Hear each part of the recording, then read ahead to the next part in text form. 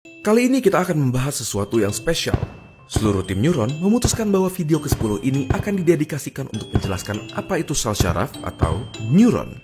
Kita semua tahu bahwa sel syaraf merupakan sel yang menghantarkan impuls listrik di tubuh kita.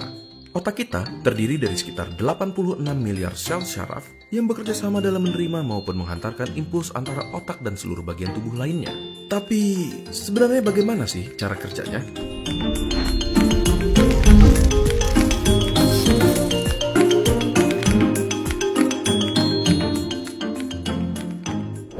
Pertama, kita mulai dari strukturnya terlebih dahulu. Salah satunya ada yang namanya akson. Bagian ini bertanggung jawab dalam transmisi impuls listrik dari satu sel syaraf ke sel syaraf berikutnya, yang akan berujung ke target akhir yaitu organ ataupun otot. Setelah itu, kita juga punya dendrit.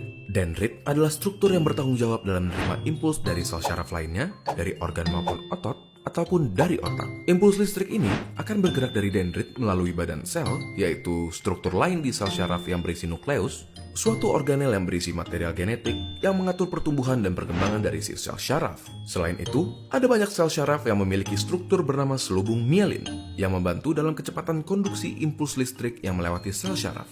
Tahu nggak? Konduksi listrik di badan kita bisa mencapai 120 meter per detik di sel syaraf yang mempunyai selubung mielin. Oke, kita sudah mendapatkan gambaran dari struktur sel syaraf. Tetapi, bagaimana dengan transmisi impulsnya?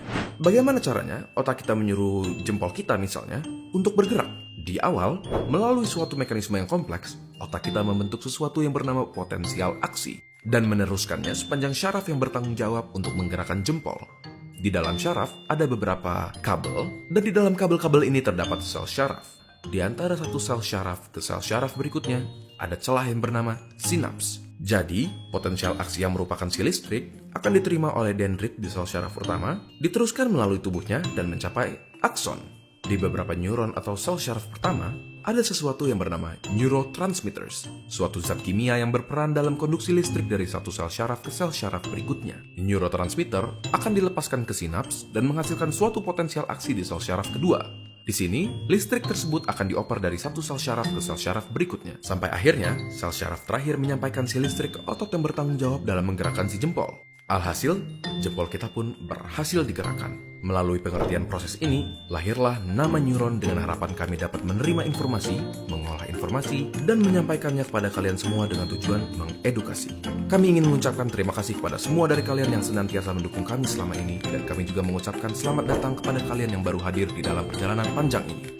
Jadi, apakah otak kalian sudah memicu tangan kalian untuk memencet tombol subscribe dan like?